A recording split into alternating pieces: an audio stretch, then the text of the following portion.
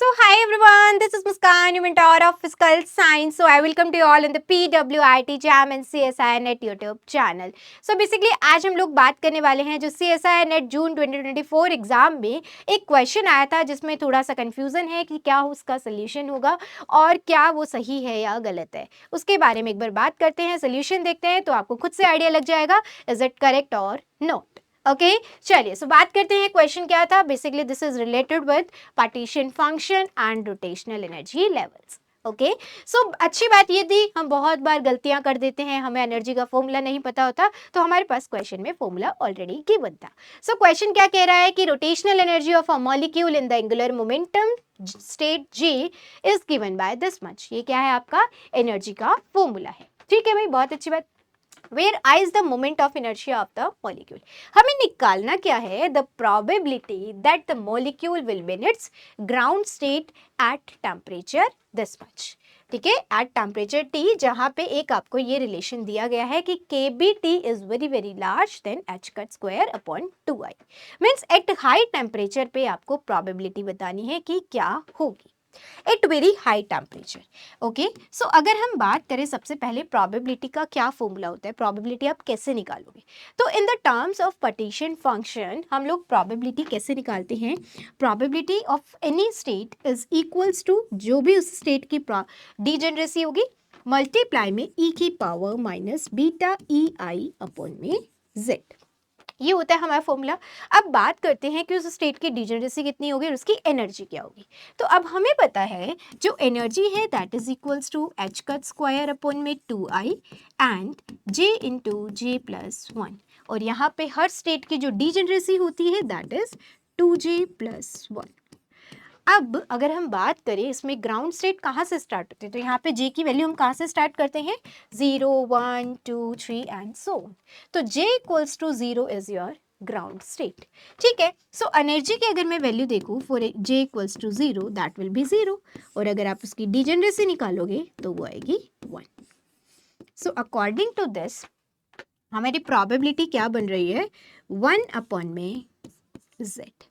Probability क्या बन रही है, 1 अपॉन में z। अब हमें क्या निकालना होगा, इसका partition function under what condition, eight high temperature. चलिए अब हम निकालते हैं इसका पार्टीशन फंक्शन। पार्टीशन फंक्शन को निकालने का जनरल तरीका क्या होता है, समीशन जी आई ई की पावर माइनस बीटा ई आई। ठीक है, निकाल लेते हैं। अब यहाँ से सारी वैल्यूज को पुट करेंगे, 2j प्लस 1 ई की पावर माइनस बीटा एच का स्क्वायर अपॉन में 2i जे स्क्वायर प्लस जे। मैंने इस फॉर्म में लिख दिया, j इंटू जे प्लस 1 भी लिख सकते हो, बात बराबर है। अब हम हर स्टेट पे लगाते हैं इसको और सॉल्व करते हैं।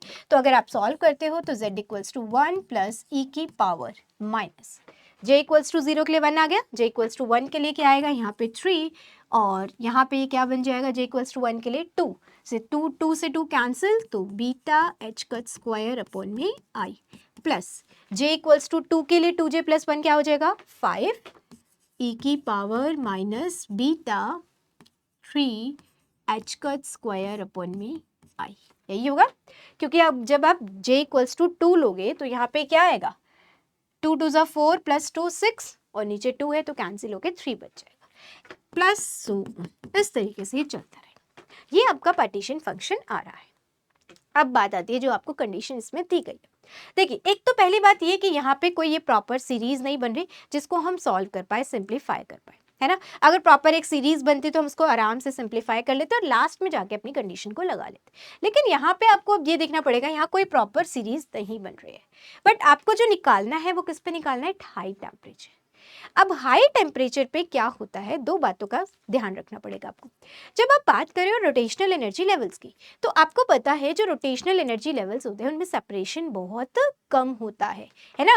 रोटेशनल के बाद आपके वाइब्रेशनल आते हैं और उसके बाद इलेक्ट्रॉनिक एनर्जी लेवल्स आते हैं। तो जो 2 रोटेशनल लेवल्स होते हैं उनके बीच में सेपरेशन बहुत कम होता है। अब अगर मैं बोल दूं आपको हाई टेम्परेचर पे निकालना है तो it's just behave like a continuous state. So इस वजह से इसी चीज को हम डिस्क्रीट मैनर में ना सॉल्व करके आप just by replaced with integration. क्यों? क्योंकि आपको पहले ही पता है कि रोटेशनल एनर्जी लेवल्स के बीच में सेपरेशन बहुत कम होता है और हाई टेम्परेचर पे अगर आप बात कर रहे हो तो वो और भी कम हो जाएगा। It's behave like a continuous state. So इस वजह से आप इसको किससे रिप्लेस कर सकते हो? इंटीग्रेशन से रिप्लेस कर सकते हो। तो यहाँ पे अब आपका फॉर्मूला क्या था? 2j + 1 e की पावर माइनस बीटा h का स्क्वायर अपॉन में 2i j square plus j dj। This is very small. Okay, इस वजह से हम इसलिए ऐसा कर पाए। अब यहाँ पे ये जो सीरीज थी वो एक इनफाइनाइट सीरीज थी, तो इसी तरीके से आपकी लिमिट भी 0 से इन्फिनिटी होगी। अब आप इसको सॉल्व कर सकते हो। अगर आप ध्यान से देखो तो यहाँ पे j स्क्वायर प्लस जी है और ये उसका डिफरेंशिएशन करोगे तो 2j + 1 आएगा। तो यहाँ अब हम सब्स्टिट्यूशन लगा लेते हैं। अगर आप सब्स्टिट्यूशन लगाते हो तो बीटा h का स्क्वायर अपॉन में 2i j square plus j, इसको आप क्या मान लो? कुछ t मान लो। अब यहाँ पे इसको डिफरेंशिएट करोगे आप तो ये तो कांस्टेंट है, एज इट इज रहेगा 2i और यहाँ पे ये हो जाएगा 2j + 1 dj and that is equals to dt। ठीक है, तो यहाँ से आपके पास 2j + 1 dj किसके बराबर आ गया? 2i बीटा h का स्क्वायर dt। ये आपका फॉर्मूला होगा।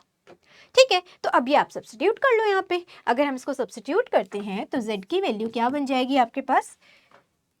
2i अपॉन में बीटा h का स्क्वायर तो कांस्टेंट है, वैसे भी इसको बाहर ले सकते हो, 0 से इन्फिनिटी e की पावर माइनस t dt। अब अगर आप इस इंटीग्रेशन को सॉल्व करोगे तो यहाँ से आपको वैल्यू 1 मिलने वाली। क्यों मिलेगी? देखिए e की पावर माइनस t अपॉन में -1 आएगा, e की power minus infinity minus e की पावर 0, e की पावर माइनस इन्फिनिटी बिकम्स 0 -1।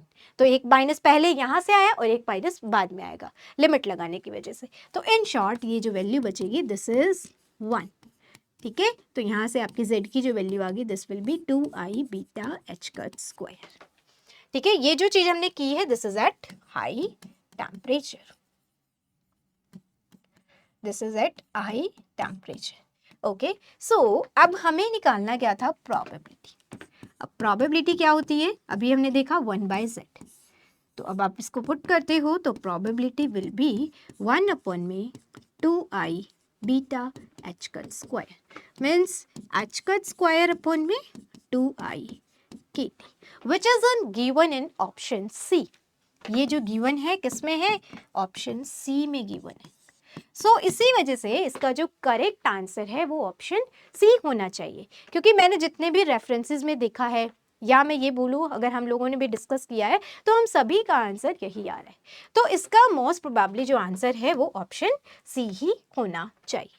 ठीक है, सो यहाँ पे जो आंसर दिया गया है आंसर की में वो इसका आंसर नहीं हो सकता। इसका जो करेक्ट आंसर है वो ऑप्शन सी ही होना चाहिए।